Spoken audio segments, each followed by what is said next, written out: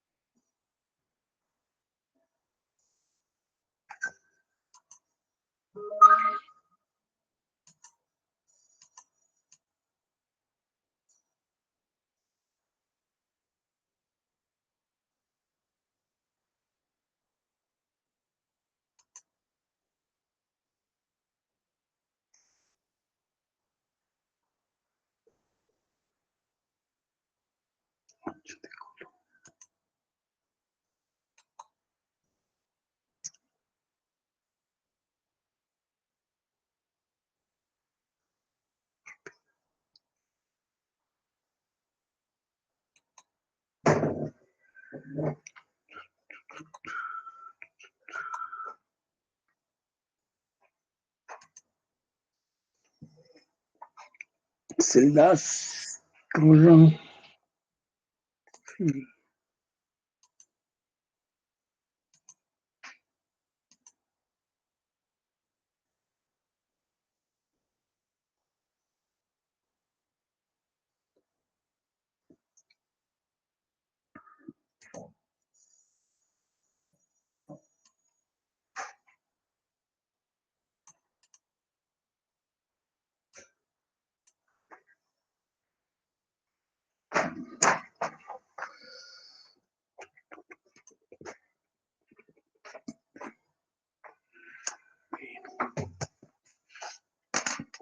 Voy pasando lista. Buenas tardes a todos. Ambrosio Zúñiga. Presente, profesor. Antonio Hernández. Presente, profe, buenas tardes. Buenas tardes. Arellano Bravo. Presente, profe, buenas tardes. Buenas tardes. Avelino Sánchez. Cadena Ayala. Presente, profesor, buenas tardes. Buenas tardes. De la Mola. González Hernández. Presente, profe. Soy de la Mora, sí estaba presente, pero estaba muteado y no me fijé, perdón.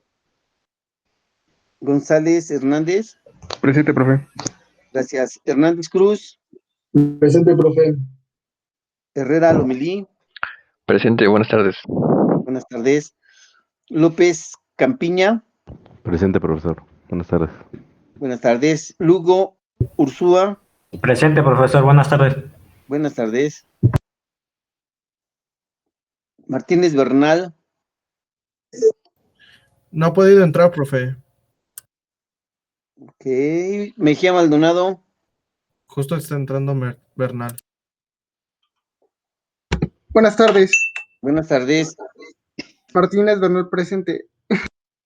Gracias. Ordóñez Carrasco. Presente. Osorio Presente. Páez.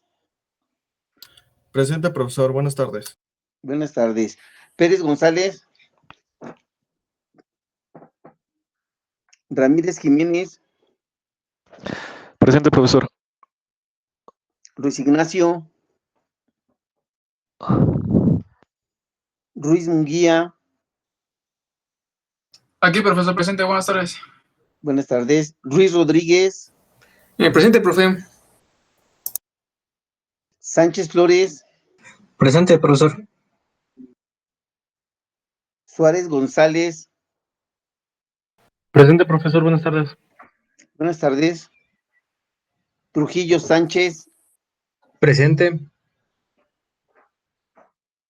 Centeno Molina. Presente, profesor. Presente. Bien. Ok. Sale, pues entonces, antes de empezar la clase, les voy a, bueno, terminando les digo, el equipo que va a exponer, de favor, si puede empezar a poner su presentación.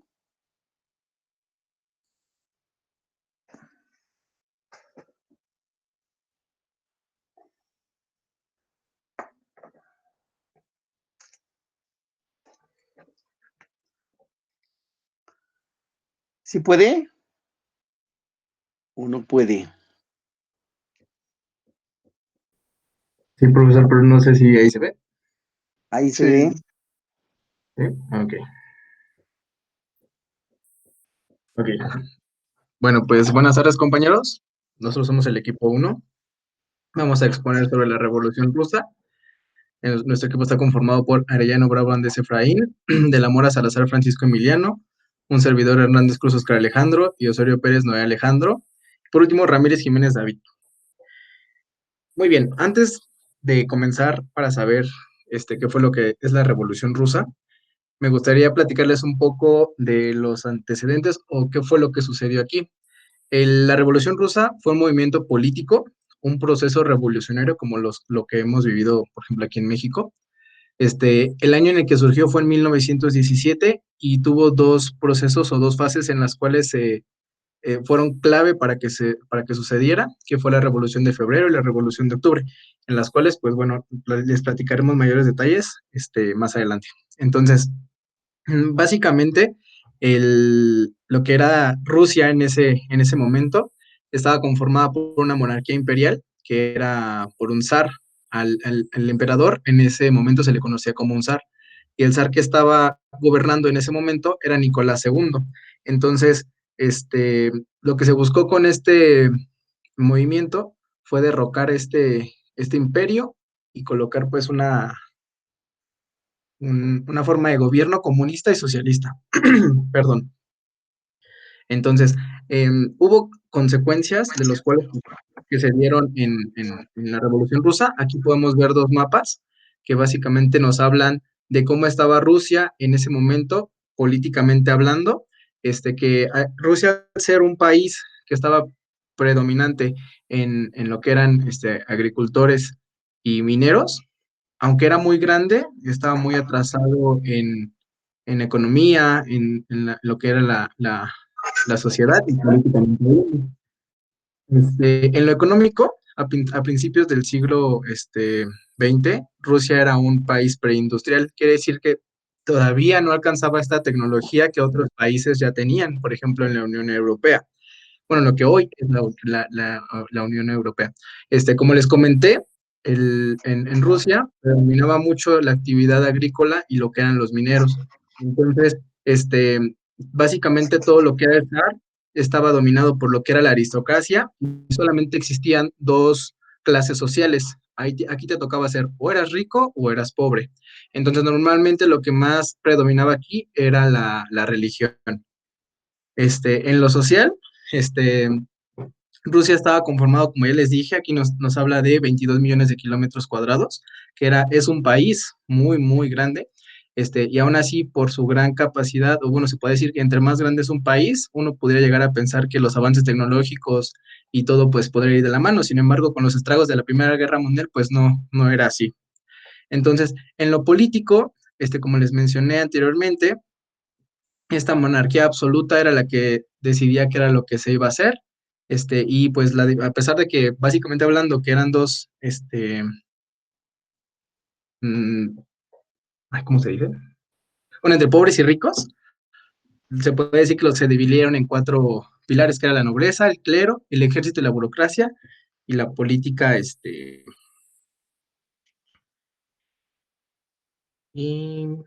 sí, creo que ahí está bien.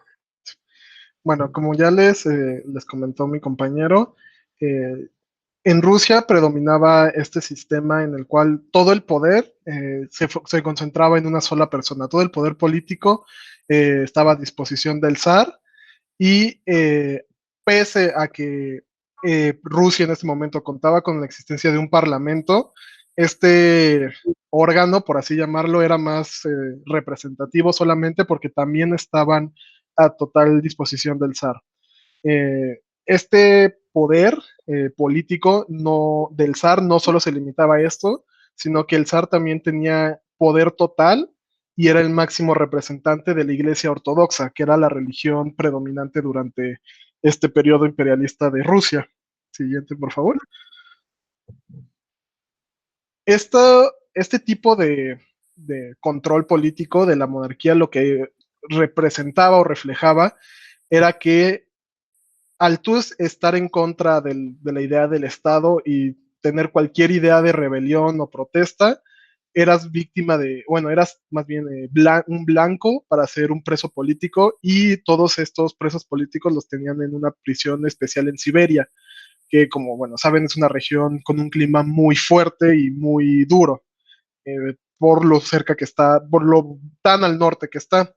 De esta misma forma, en estos campos, por así decirles, porque eran prisiones políticas totalmente, eh, realizaban demasiadas ejecuciones políticas, precisamente de todas estas personas que estaban en contra o se atrevían a hablar en contra del zar. El siguiente, por favor. Ahora, ¿qué consecuencias trajo este tipo de estructura política? Como ya lo mencionó igual mi compañero, un poco lo que trajo fue que Rusia durante este tiempo tuvo un desacelere de crecimiento brutal a comparación del resto de las potencias europeas durante el siglo XX, durante el siglo XIX y el inicio del siglo XX. Esto, ¿en qué punto es donde se ve más reflejado? Fue en la guerra de Crimea, en la guerra ruso-japonesa e incluso durante la Primera Guerra Mundial. Aquí fue donde se demostró o se quedó más marcado el poco avance en tanto a industria, militarización y desarrollo en general que tenía Rusia en comparación con sus vecinos más cercanos de todos los países. Siguiente, por favor. Ahora, toda esta inestabilidad y el hecho de que tuviera tan poco desarrollo el país, empezó a generar rebeliones, en particular rebeliones campesinas, dado a que este era el sector más predominante de la población, era un país sumamente rural, entonces todas estas injusticias generalmente se veían reflejadas en este sector de la sociedad, y aquí fue donde empezaron a darse todos estos conflictos de rebeliones en contra del gobierno. Eh, Esto obviamente empezó a generar la organización de distintos grupos que se oponían a la idea que pretendía enforzar el zar, y a continuación les vamos a platicar sobre estos grupos que surgieron en contra del poder. Siguiente, por favor. Y bueno, igual, siguiente, por favor. El primer grupo opositor es el grupo del populismo, que estaba conformado principalmente por el sector campesino. Este sector se le denominaba como el MIR, así MIR solamente, y fue la base para lo que eventualmente se convertiría en la idea del socialismo, o convertir a Rusia hacia la idea del socialismo. Obviamente después siguió esta parte de la importancia que tenía la tierra y este tránsito que tenía todo el capital hacia los burgueses y lo poco que llegaba hacia el sector campesino. Siguiente, por favor. El siguiente grupo opositor fue el Partido Social Revolucionario, es tal vez uno de los más conocidos, que fue fundado en 1901 y su principal líder fue Kerensky. Aquí igual su base se enfocaba mucho hacia el sector rural y buscaba apoyar de manera más marcada a todo el sector campesino. Siguiente, por favor. El tercer grupo fue el Partido Constitucionalista Democrático, que se fundó en 1905 por Pavel Miliukov y que tenía una tendencia un poco más liberal, más enfocada, tratando de adaptar las ideas de naciones occidentales hacia Rusia en ese momento. Siguiente, por favor. Y aquí, este siguiente grupo es el Partido Obrero Socialdemócrata Ruso, que podría ser el más significativo, ahorita lo veremos por qué, que se fundó en 1898 bajo los ideales marxistas. Este grupo se dividió posteriormente por conflictos internos en dos grupos principales, que son los mencheviques y los bolcheviques. Y bueno, ahorita mi compañero Andrés les hablará más a detalle sobre esto.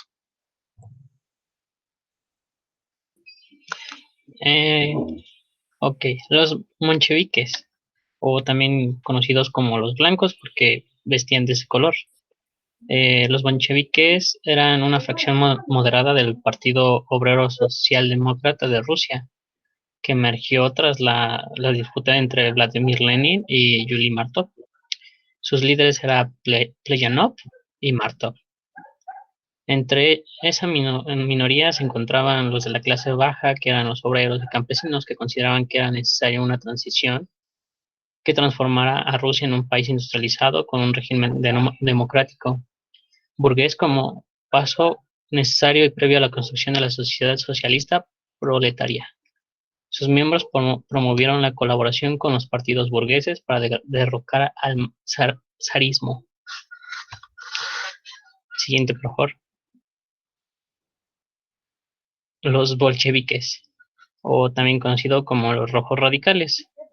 Los bolcheviques, miembros de la mayoría, era un grupo político radicalizado dentro del Partido Obrero Socialdemócrata de Rusia, dirigido desde un principio por Vladimir Ilich Ulyanov, también conocido como Vladimir Lenin, que es su líder, y posteriormente por Josip Vissarionovich, también conocido como Stalin. Este partido era contrapuesto de los mencheviques. Estas personas eran más radicales que el otro partido, ya que eran partidarios de la toma de poder, luchando simultáneamente contra el zarismo, contra la burguesía. Sostenía que aunque Rusia no había pasado por una revolución burguesa, era posible bajo el liderazgo de una minoría consciente y decidida a alzarse con el poder por medio de un golpe de Estado. Y de aquí tenemos un término curioso, que es el por qué cuando vamos a marchar o cuando salen a marchar o vemos marchas, se les dicen que son rojos o que son, se les determina el término con un color, que es el rojo. Y viene principalmente de aquí, que es porque la gente que va a protestar son radicales y salen a luchar por sus derechos o por algo que piensan que está mal. Siguiente, por favor. Las causas de la Revolución Rusa. Principalmente, este país era semifeudal y era, aparte de que es enorme, era muy atrasado. Y pues, como dijo mi compañero, solamente existen dos clases sociales: es ser pobre o ser rico. No hay otra clase social. También el zar, los zares que habían antes de que fuera esta revolución no habían hecho algo para cambiar sus políticas o para cambiar este tipo de clases. Y otra cosa que influyó mucho fue la derrota en la guerra rusa-japonesa en 1905. Políticamente el pueblo ruso odiaba la dictadura del zar Nicolás II. Las bajas que se tuvo en la Primera Guerra Mundial, que prácticamente se enviaban personas a morir porque ni siquiera tenían algún beneficio. Socialmente, el régimen despótico del imperio zarista había estado oprimiendo al campesinado por siglos, provocando tensiones y revueltas dentro de la clase baja rural. Bueno, esto se vio mucho en lo que es el porfiriato. Bueno, así lo asimilo mucho yo. Económicamente, la inflación y el hambre, producto de la participación en Rusia en la Primera Guerra Mundial, contribuyeron al estado de la revolución. Siguiente, por favor. Son causas económicas. Como ya lo mencionó mi compañero Alejandro, son malas gestiones del zar, en cuanto a gestiones principalmente de la economía. La guerra las dos guerras que pasaron acentuaron bastante la crisis, en donde muchísimas personas dejaron de trabajar por ir a la guerra y dejaron de producir, y muchísima muerte. Vaya. Siguiente. Los obreros tuvieron que soportar terribles condiciones de trabajo, jornadas de 12 a 14 horas, bajos salarios que provocaron revueltas y huelgas, pidiendo mejores condiciones de vida y salarios, represión de los movimientos de obreros y paralización del sistema ferroviario por parte de los obreros como respuesta a la represión. Siguiente. Entre las causas sociales tenemos siglos de opresión en el régimen zarista sobre las clases bajas. Una pequeña clase de nobles controlaba una vasta cantidad de siervos. La emancipación de 1861, que liberó y otorgó tierras a los campesinos, no fue suficiente, ya que las parcelas eran muy pequeñas y no permitían que la subsistencia de una familia, por lo que hubo revueltas y sublevaciones. La Primera Guerra Mundial agravó la crisis, ya que se necesitaban más obreros. Los campesinos emigraban a las ciudades, que se vieron superpobladas, viviendo bajo malas condiciones de vida, que pronto empeoraron. El hambre amenazó a la mayoría de las grandes ciudades de Rusia en 1917. Muchas cosas son similares a lo que pasó en México, más o menos por la misma fecha, ¿no? De la época, más o menos, bueno, durante el Porfiriato. Y ya sería todo lo que te voy a decir. Ok, les voy a hablar un poco de, bueno, ya la Revolución Rusa en sí. Como mis compañeros mencionaron, pues Rusia en ese momento venía de la Primera Guerra Mundial. Había tenido alrededor de 1.700.000 muertos y más de 5 millones de heridos. Sus fábricas pues no funcionaban bien, y diferentes factores. Había hambruna también, que ocasionaron que, bueno, específicamente en febrero los obreros se fueron a huelga y, bueno, pues esto ocasionó que justo en febrero iniciara la Revolución Rusa. La Revolución de Febrero tuvo como principales causas el inicio de las protestas del pueblo ruso de San Petersburgo contra el gobierno de Nicolás II, que era el zar, por la escasez de alimentos, como ya les comenté, y las protestas pues fueron fuertemente reprimidas por el zar. Siguiente, por favor. El movimiento comenzó tras la manifestación del 23 de febrero en San Petersburgo, cuyo lema se resumía en paz y pan. Este lema fue porque, bueno, justo ese día las mujeres de Petrogrado se manifestaron para exigir pan, y pues los obreros se les sumaron y hicieron pues más grande esta huelga. Ese día pues hubo enfrentamientos, pero pues no hubo heridos. El 25 de febrero se produjeron motines en los cuarteles, las tropas se negaron a disparar contra los huelguistas y la gente del pueblo que se manifestaba. Eh, como dice este párrafo, pues poco a poco fueron aumentando las huelgas, cada vez se sumaba más gente y cada vez se hacían pues más violentas. Siguiente, por favor. El 27 de febrero se constituyó el gobierno provisional, presidido por Luft y Kerensky como ministro de Guerra y Justicia. La siguiente, por favor. Todo esto llegó al final, bueno, del derrocamiento del zar Nicolás II, que fue el 3 de marzo de 1917.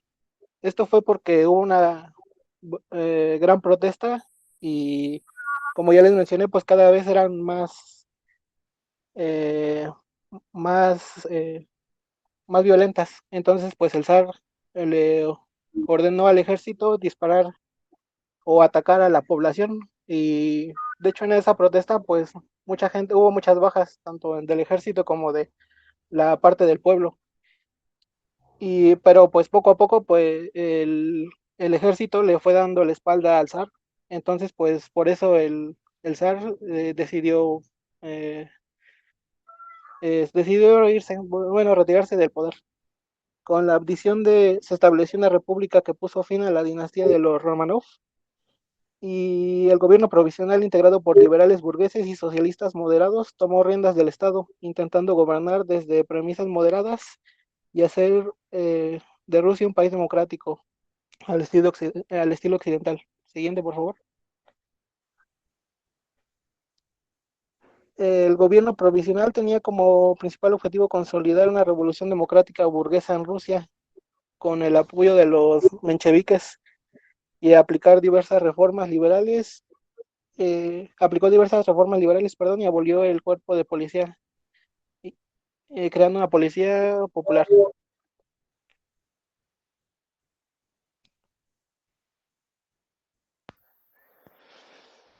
El gobierno provisional fracasó por varios motivos. Una de las principales fue la decisión de continuar la guerra y también la debilidad de la burguesía y su temor a ser superada por otros sectores más radicales que les impidió llevar a cabo las reformas esperadas.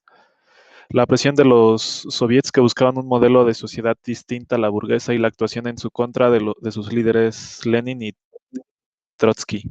Siguiente.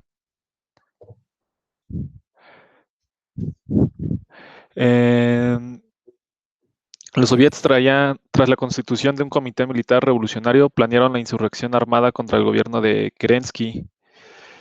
La caída del gobierno provisional se consumó tras el asalto al Palacio del Invierno el 25 de octubre de 1917. La noche previa, los soviets habían apoderado de los puntos estratégicos de la capital, la central telefónica, las estaciones de ferrocarril y los edificios oficiales.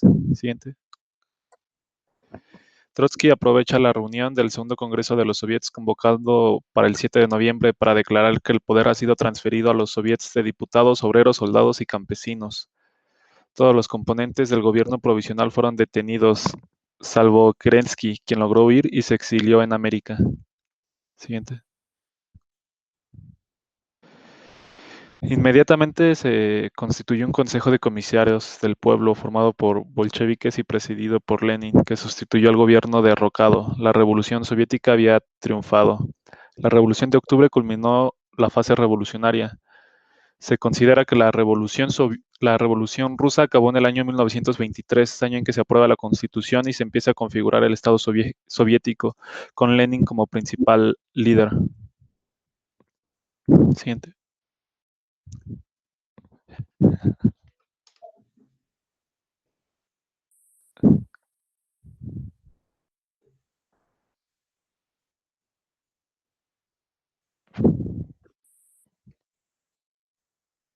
Y eso es todo, profesor. Muchas gracias. No hay de qué a ustedes, gracias. Bueno, consecuencias, no manejaron consecuencias. ¿Algo que pudieran agregar al respecto?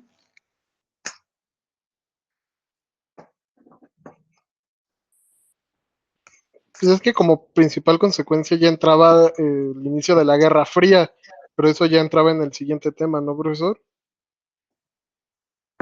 Ok, gracias.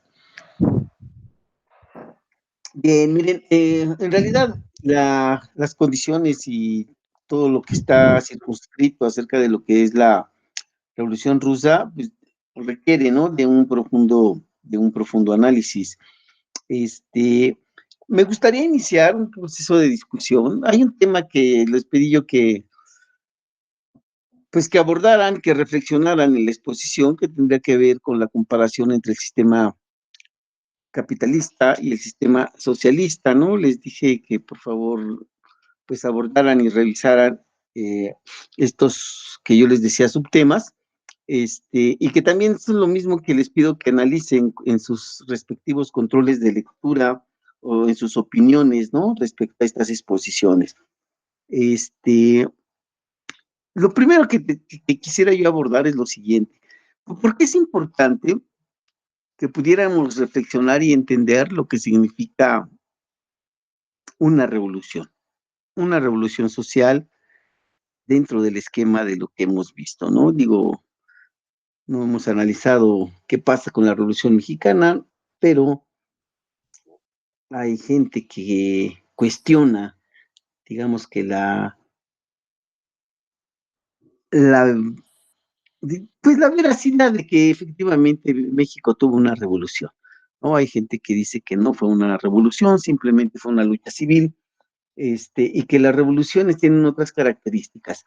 ¿Por qué la Revolución Francesa se establece como una revolución? ¿Por qué la Revolución Rusa se habla de que existe una revolución como tal?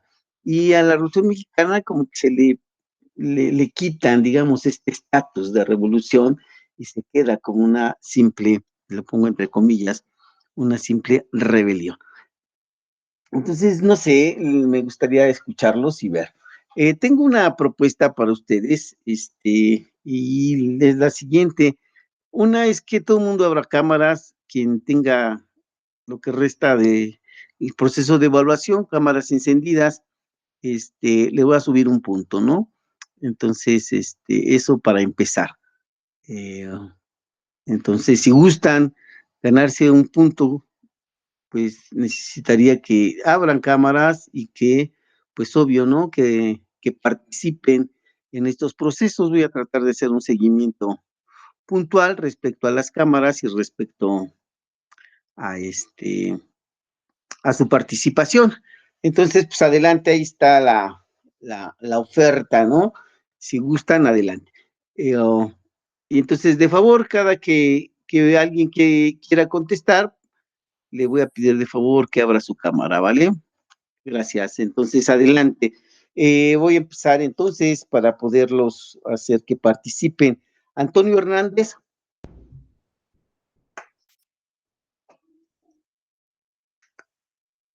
¿Se encuentra Antonio? Profe. Creo que hoy tuvo un problema con la luz y por eso. Ok, gracias, le agradezco mucho. Ok, González Hernández. Sí, profe. De favor, cámara abierta y respuesta.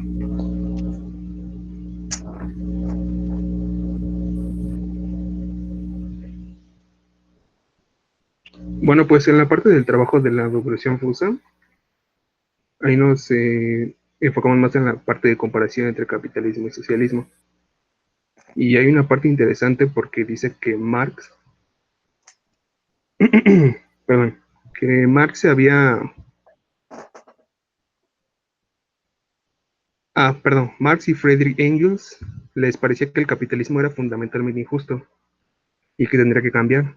Y por inspirado por luchas de carácter socialista, publicaron el Manifiesto Comunista, porque instaban a los trabajadores proletariados a unirse y luchar para arrebatar el poder a los capitalistas. Porque para ellos una sociedad ideal sería comunista, y no existirían las clases sociales ni la propiedad privada. Y bueno, para llegar al comunismo se planteaba que primero se pasara por una etapa llamada socialismo. Y tuvo su oportunidad el socialismo en lo que fue la URSS, la República Socialista Soviética. El problema es que no se llevó a cabo bien y se dio un gran poder en la parte política y se termina reprimiendo a quienes no estuvieran de acuerdo o inclusión, o incluso los asesinaban.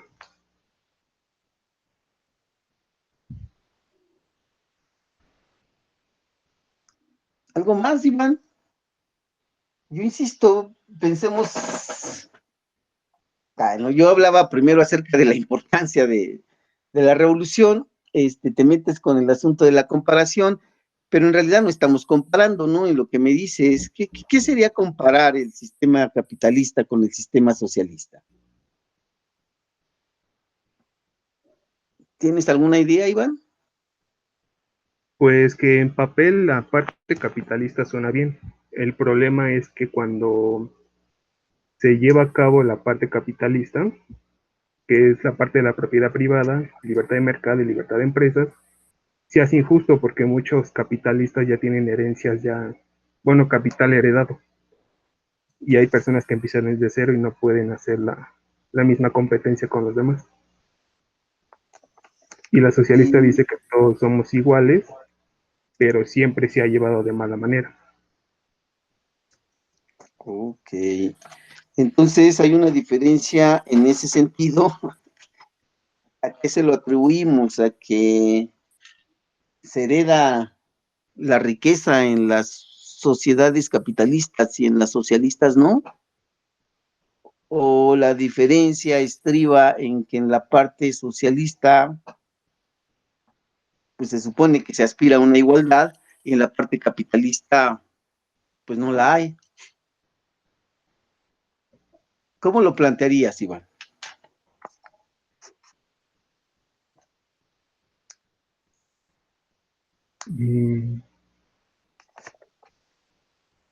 Es que en sí hay libertad en la parte capitalista, porque si el trabajador no gana lo suficiente, pues es libre de buscar un trabajo donde gane más, y así hay un mercado de trabajo. Pero también el problema es que si hay mucha gente sin empleo, la demanda de puestos aumenta y los salarios bajan. Entonces ahí el capitalismo se contradice a sí mismo. Aunque, bueno, pues lo explican con las leyes del mercado, pero me cambias la jugada porque estamos hablando de igualdad. Entonces, cuando te metes con ese, pues con la peculiaridad del asunto de la contratación del empleo y del desempleo, no sé muy bien a qué te refieres. Ok, gracias, Iván. Vamos a pedir a compañero Páez. ¿Se encuentra el compañero Páez? Sí, profesor. De favor, si puede abrir su cámara. Sí, pero tengo problemas de iluminación.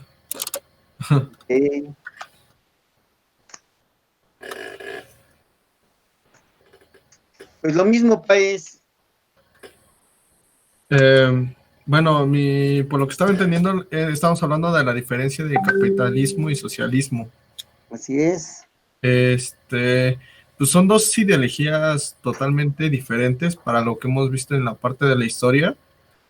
Y pues sí hemos visto que esto ha diferenciado, bueno, ha separado hasta naciones. Entonces, ya que estas ideologías no solo se caracterizan en lo político, sino también en lo económico, y pues, deriva otras ideologías, bueno, yo quiero comentar lo que son como subideologías que nos generan en algunos grupos algo de conflictos.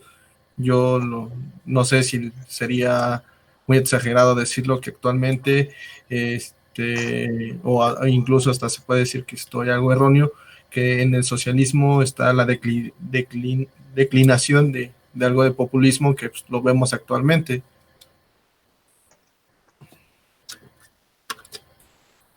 ¿Y el capitalismo no tiene populismo? Es que ahí, por lo que entiendo, el capitalismo se queda más por el sentido burgués. Entonces es como de los que nada más piensan en inversión, piensan en tener más méritos monetarios que pensar en las personas, más en cambio en el socialismo, por lo que entiendo, es más pensando en la sociedad que en consumir en sí mismo. Entonces, es lo que diferencia el capitalismo con el socialismo. Ok, gracias. Sánchez Flores, Mario. Aquí, profesor, presente. Gracias. La misma pregunta, Sánchez. Bueno, yo lo veo por el sentido de que en qué enfoque se da cada circunstancia, cada tipo.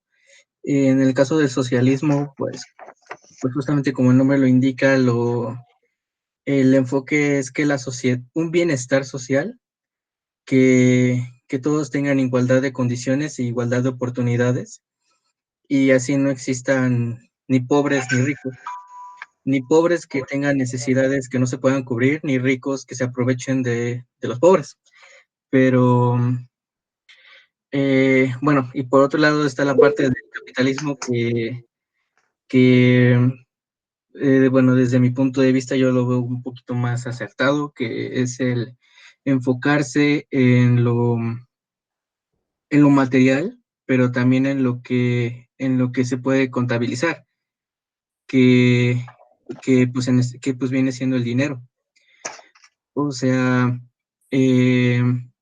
la inversión de capital y la diferencia de clases sociales.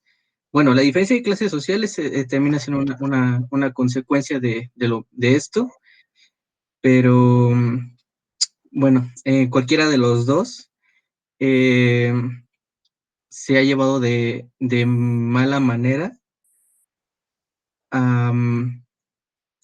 siendo que, pues, sin importar si hablamos de socialismo, de capitalismo, siempre va a haber alguien que esté por encima de los demás, a pesar de las ideologías que se plantean en ambas.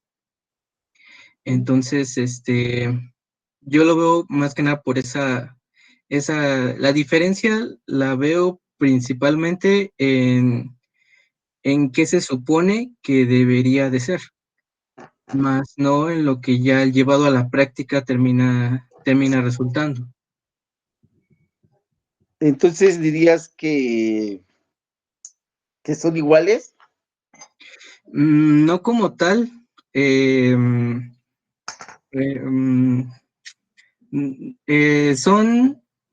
Son iguales, pero no son lo mismo. Hay diferencias, pero digamos que son iguales en el sentido en el que no, llevado a la práctica, no se lleva a cabo de la manera en la que consiste tanto ni el socialismo ni el capitalismo. Ok.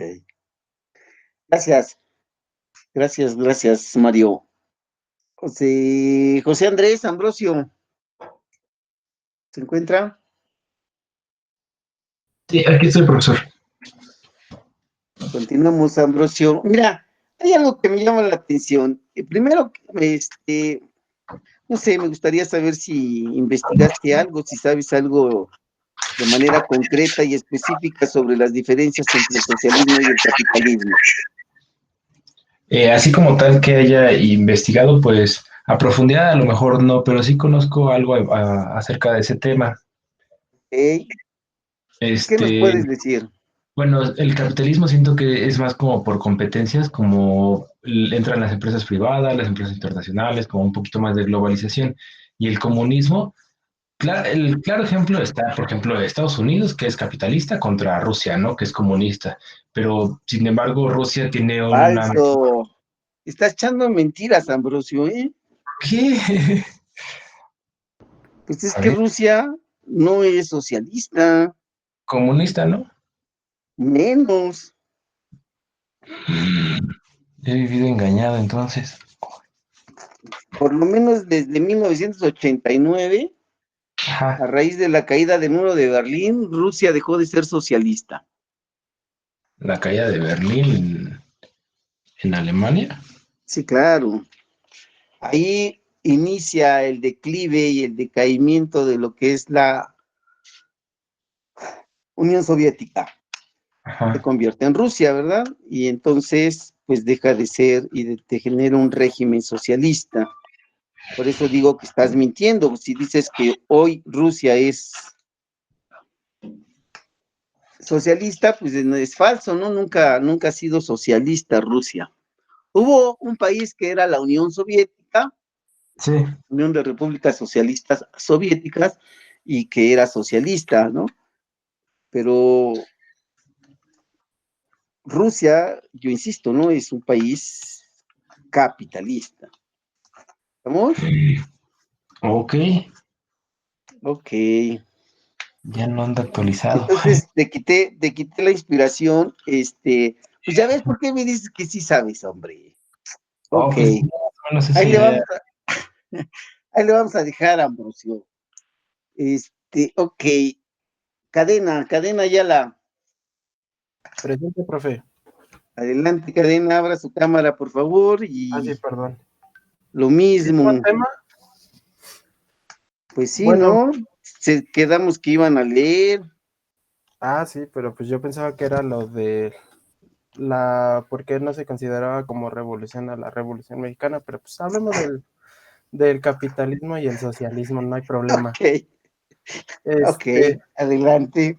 bueno, en una sociedad capitalista es obvio que todos quieren crecer porque pues todos buscan un poder de cierta manera, ¿no? Para pues entrar en la sociedad, por así decirlo, porque en este mundo pues si no tienes bienes, pues no eres escuchado por las personas a veces, ¿no? O sea, por tu expresión no es muy,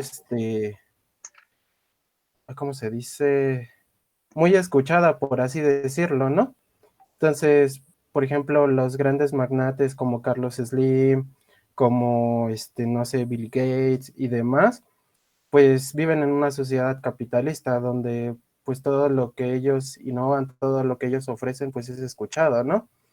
Y pues siempre se va a buscar ese poder para ser escuchado. Es al menos yo la definición que le doy al capitalismo. Y pues dentro del socialismo, pues se supone que toda la sociedad debería de avanzar juntos, ¿no? Para un bien común, por así decirlo. Oye, Mario, ¿tú crees Mande. que están escuchando a las feministas en este momento? Pues yo respeto el movimiento como tal. Hay puntos que sí escucho de ellas, No, pero a pero ver, la pregunta es, ¿tú crees que las estén escuchando o que no las estén escuchando? Esa es la pregunta. No, si tú las escuchas o no las escuchas, pues es otro rollo, ¿no?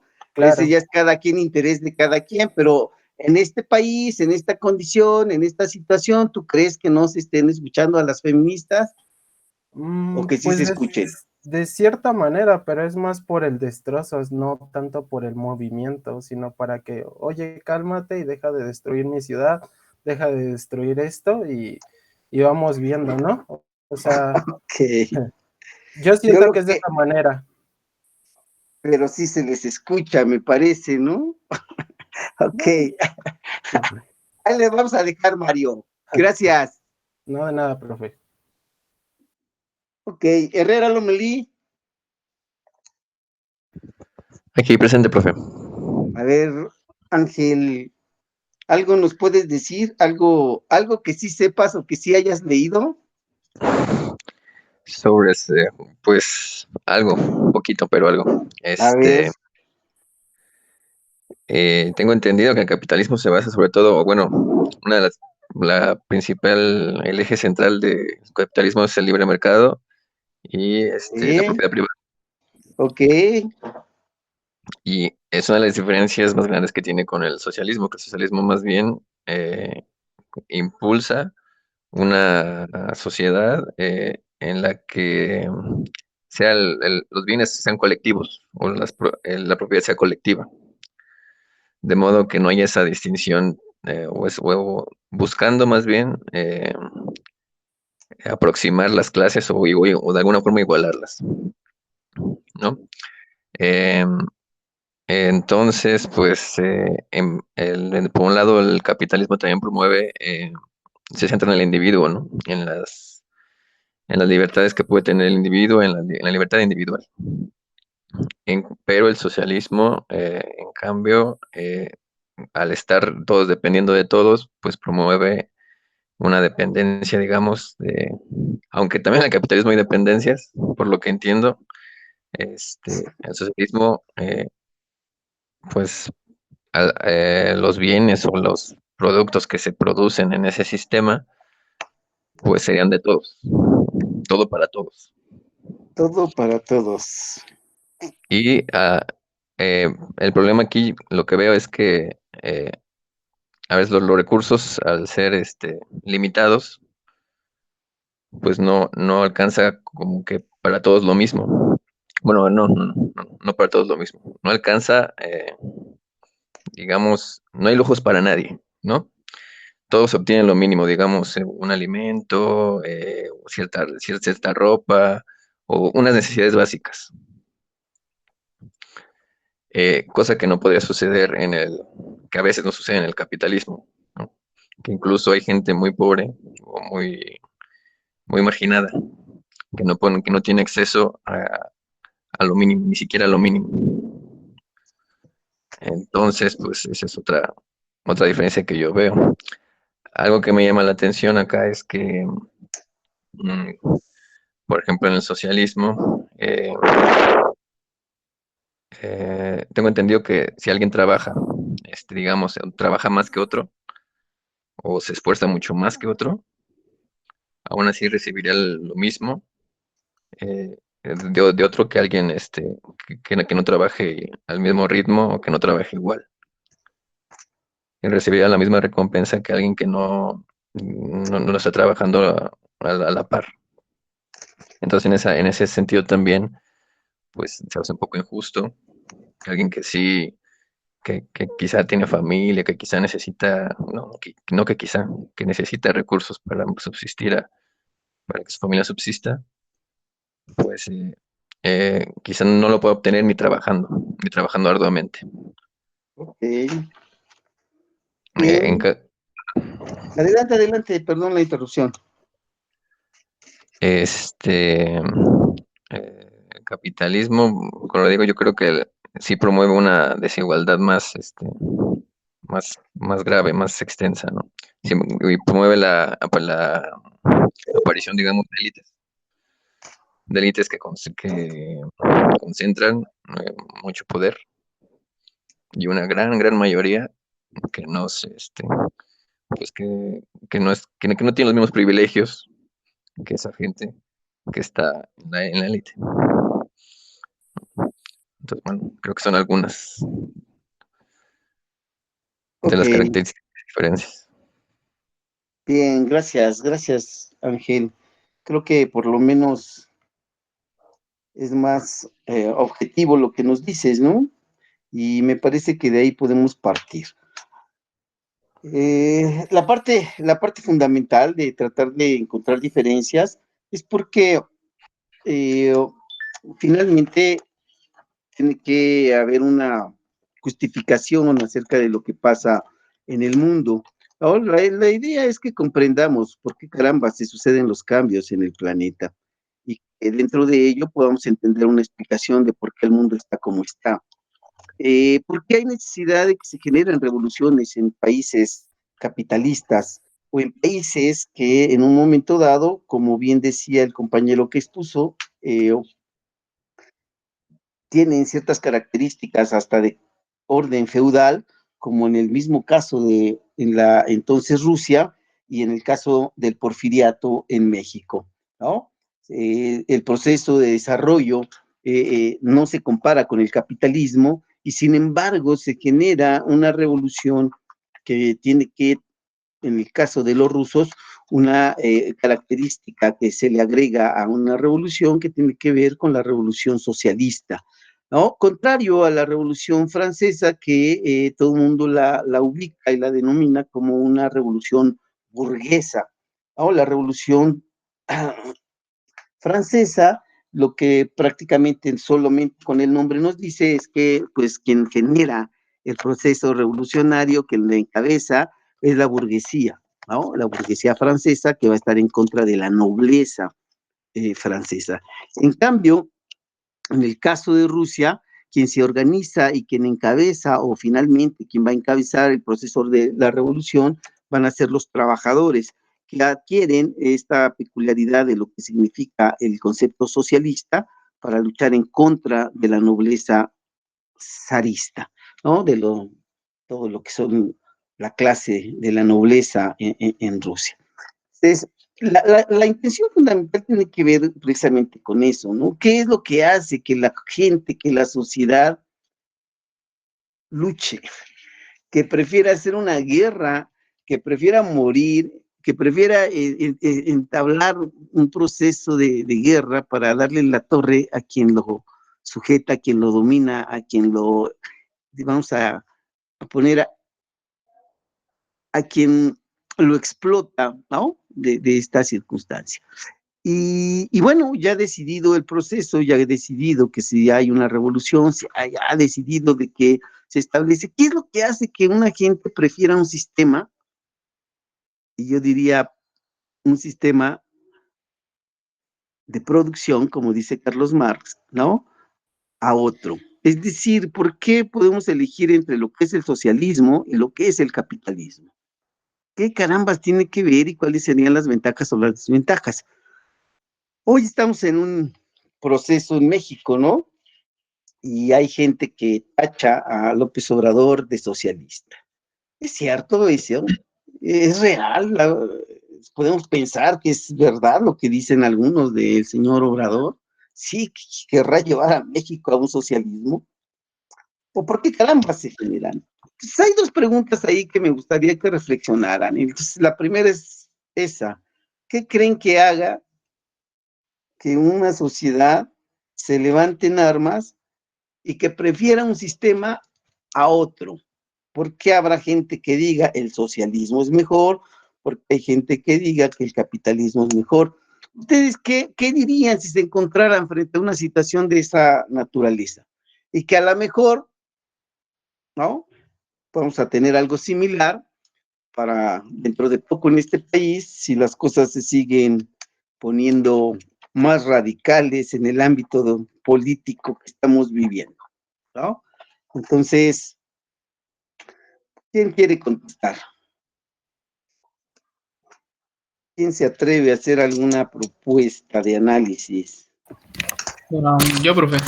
Adelante. Bueno, desde mi punto de vista, creo que muchas personas prefieren un sistema de otro, principalmente por bienestar propio, ¿no? Cuando obviamente, no sé, por decirlo así, una empresa grande pues empieza a tener, no sé, pérdidas por un cambio de gobierno que establece, no sé, nuevas leyes o nuevas reformas, pues obviamente se siente inconforme en algunas cosas, ¿no? Desde mi punto de vista, pues creo que la mayoría de los mexicanos nos sentimos inconformes porque obviamente lejos de ocupar, no sé, dinero o capital en algunas, no sé, mejoramiento de, no sé, más universidades, más cosas, comunicación o abrir una vía marítima de transportación o algo así, pues se puso un tren y un estadio de béisbol que bueno, o sea, el estadio no es malo, ni tampoco digo que el tren sea malo, pero pues yo creo que lo pudo eso haber invertido en algo que redituara mejor y pues siento que obviamente, pues nada, simplemente es eso, cuando las personas, pues, obviamente vemos un cambio. Perdón la interrupción, por lo que dices y a lo que te refieres, me llama mucho la atención. Tú sabes que una de las cosas que se hizo y se gastó mucho, fue en algo que se llama la estela de luz. No, profe, no. ¿No sabes? Nadie sabe qué caramba es la estela de luz que construyó el señor. Yo la he escuchado, pero... La Fabricrema gigante. ¿Y saben para qué sirve? Para nada. Para verse ¿Y saben cuánto costó? Es un monumento a la corrupción. Más de $1,000 millones. Gracias a eso. Ok, ahí le voy a dejar. El asunto es otra vez el asunto de la información, ¿no? Y yo diría, vamos otra vez, ¿no? Al rollo de lo que sabemos y conocemos para poder establecer criterios. Es cierto que alguien diría que sería preferible gastar, vamos a decir, en comida que en zapatos, ¿no? O que sería preferible que gastaras en mí y no en mi hermano. En fin, no sé, de verdad pudieran ser muchos los criterios. El asunto central, y de verdad lo que los quiero hacer reflexionar, es que veamos qué tanta información tenemos para poder decidir y para poder evaluar respecto a un sistema, respecto a un proceso, ¿no? Eso es lo que me parece que resulta interesante. Si a nosotros nos dieran escoger, nos dieran elegir entre un sistema socialista y un sistema capitalista, con la información y con el conocimiento que tenemos acerca de dichos sistemas económicos, la mayor parte de nosotros somos ignorantes de ese proceso. Seguramente nos iría por aquella información que dentro de lo que son los medios de comunicación nos convenciera, ¿no? Pero hasta qué grado entonces tenemos la posibilidad y la libertad de poder elegir realmente sobre las cosas, ¿no? Miren, hablo del sistema hablo del gobierno de López Obrador porque es nuestra realidad, ¿no? Y dentro de este esquema yo les diría, se supone que el año que entra va a haber un proceso de referéndum en donde se va a elegir si efectivamente Obrador continúa en el gobierno o renuncia, ¿no? Digo, esa fue una promesa de campaña que se hizo, no sé si se cumpla. Y aquí el asunto viene a ver si hay gente que lo critica y le llama socialista, y si hay una campaña en ese sentido, ¿en qué sentido pudiera votar la gente hoy en día? ¿No? Y con qué conocimiento de causa en todos los esquemas que se manejan. No sé si me doy a entender. Y no es un interés político de mi parte, es un interés académico en el sentido de la necesidad de que una sociedad, y más profesionista como ustedes, pues efectivamente tenga ciertos elementos para poder decidir un proceso que se vuelve esencial hablando de lo que somos como ciudadanos, ¿no? No sé si me doy a entender. Y entonces aquí la condición tiene que ver en ese sentido, ¿no? ¿Qué tanto conocemos de dichos sistemas? Esta vendría a ser la parte. ¿Y qué cosas y qué elementos tomaríamos en cuenta para poder elegir? ¿Vale? Entonces, lo que estabas mencionando, y perdón por la crítica, yo diría, en serio, que sí, Jorge, me parece que desvías en ese sentido la discusión, ¿no? Cuando empiezas a decirnos acerca de lo que hace o deja de hacer Obrador en ese contexto. Yo insisto, me parece que el rollo tendría que ver sobre qué razones o causas hacen que decida. Yo creo que inicias bien cuando dices que son los intereses de cada grupo y de cada sector, pero yo digo, esto tendrá que ser en base a un sentido de información y de conocimiento, ¿no? Porque tus intereses son los mismos de un cuate como Carlos Slim. No, pues no, porque obviamente van a ser muy diferentes. O tus intereses son los mismos de una empresa que no paga impuestos. No, para nada. Entonces, digo, por ahí va el asunto, ¿no? Que finalmente se establece. Y si a ustedes les toca votar en un momento dado y decidir el rumbo y el futuro que va a tener este país, pues yo lo que digo es que por lo menos tendríamos que estar lo suficientemente informados y estar conscientes de qué es lo que queremos. Y digo, se vale decidir lo que ustedes quieran, ¿no? Ahí nadie tendría por qué decirles nada. Yo lo único que digo es que tendrían que estar lo suficientemente informados para poder elegir, digamos, con conocimiento de causa, ¿no? Me parece que esa vendría a ser parte de nuestra obligación moral y ética en el ámbito de lo que somos los ciudadanos en este país. Bueno, miren, volvería nada más a retomar algunas cosas, ya le avanzamos, me da la impresión, insisto, de que siguen sin leer, sin preparar, y bueno, pues ahí por ese lado va la crítica respecto a sus respuestas y respecto a sus participaciones. Y lástima, pues, ¿no? Lástima porque así no podemos generar una discusión que tenga cierto nivel. Dos cosas que me interesan ver. Yo vuelvo a insistir, miren, las revoluciones sociales básicamente se hacen para tratar de que en una sociedad se alcancen niveles de equidad, de justicia, de igualdad, de condiciones similares para poder alcanzar procesos de desarrollo económico para pues todos los grupos sociales, fundamentalmente para los que se movilizan. Históricamente todas nuestras sociedades han sido injustas, unas más, otras menos, pero la parte fundamental, pensando en que los tipos de gobierno que se denominan democráticos pueden dar mejores oportunidades para que la gente salga adelante, se ha convertido, digamos que, en una lucha histórica del hombre, ¿no?, en el mundo. Unos más, insisto, otros menos, unos con mayor violencia que otros, Pero las revoluciones sociales siempre han buscado eso, mayor equidad, mayor igualdad, mayor justicia social, mayor o mejor reparto de la riqueza, en donde haya una justicia, pues digamos, si no ideal, sí lo más cercano a ello, ¿no?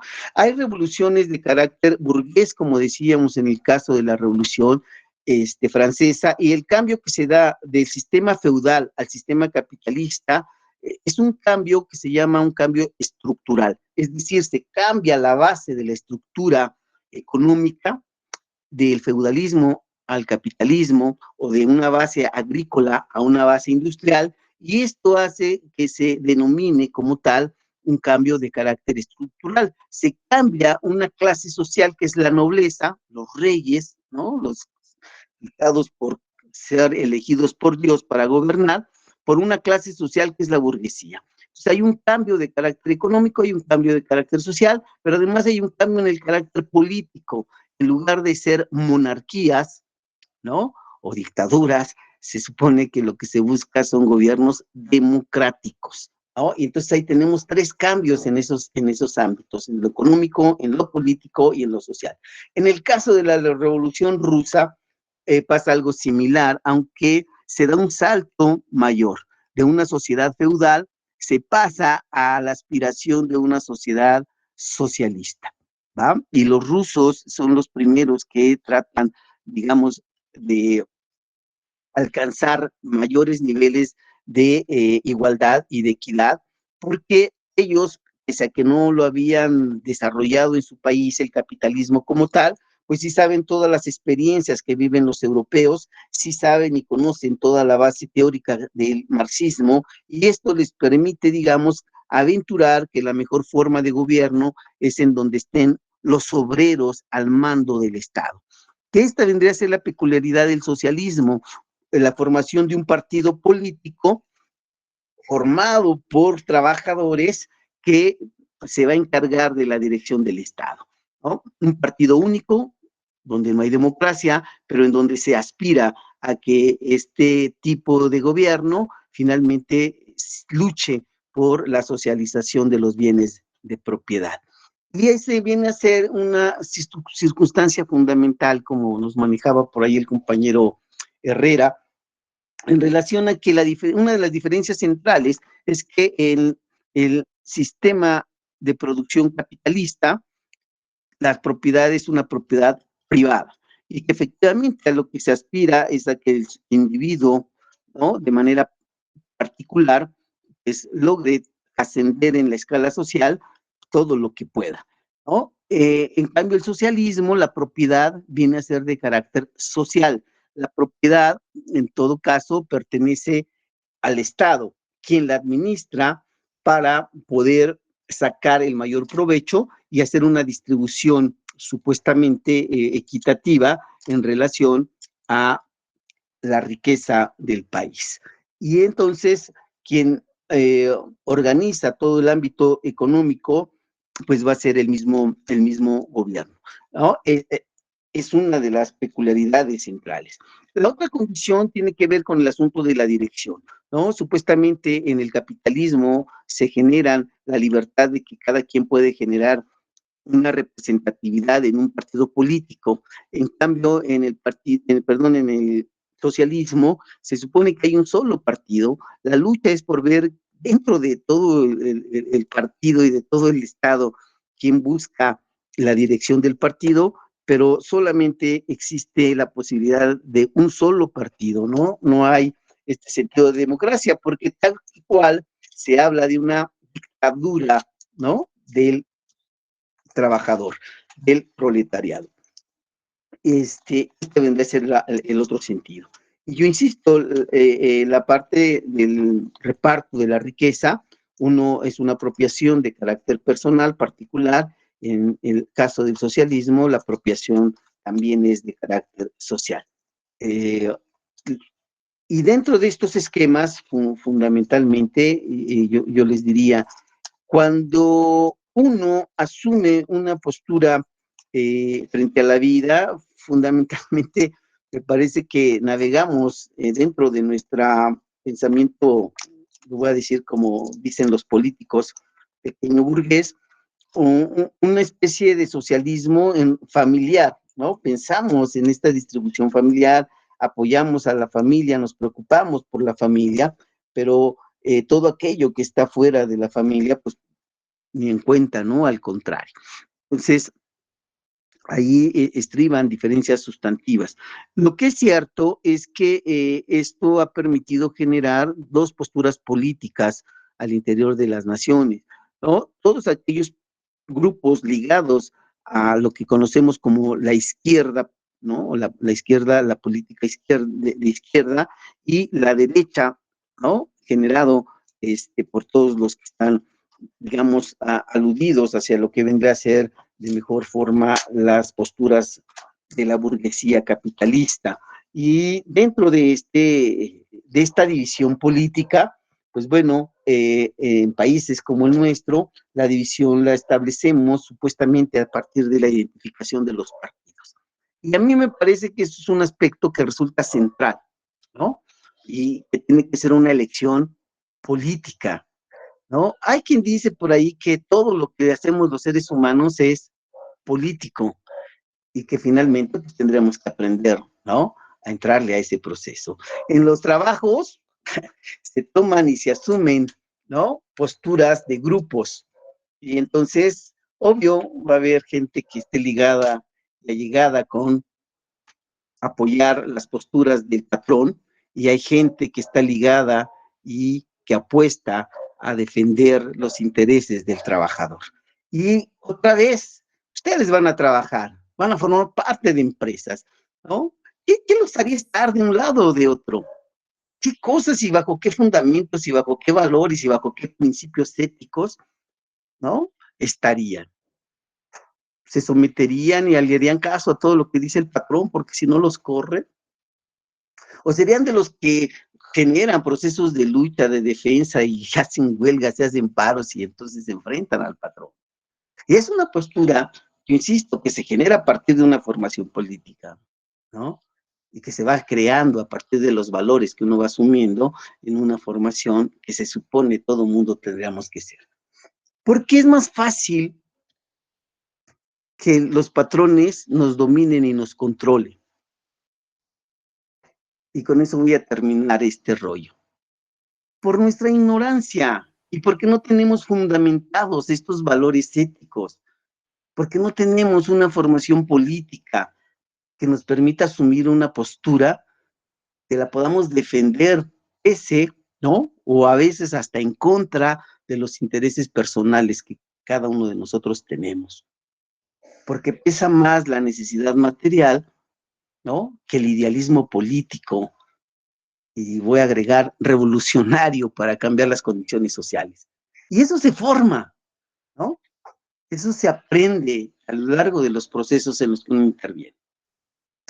Por ahí va el asunto, me parece que es importante, es interesante y en algunos casos resulta esencial, ¿no? No es el objetivo de la materia ni de un servidor darles una formación política. Lo único que quiero es que reflexionen sobre la necesidad y sobre, vamos a decir, pues sí, la posibilidad de que cada uno de ustedes pueda generar una formación en ese sentido. ¿Vale? Ok, ¿preguntas o comentarios? No, profe.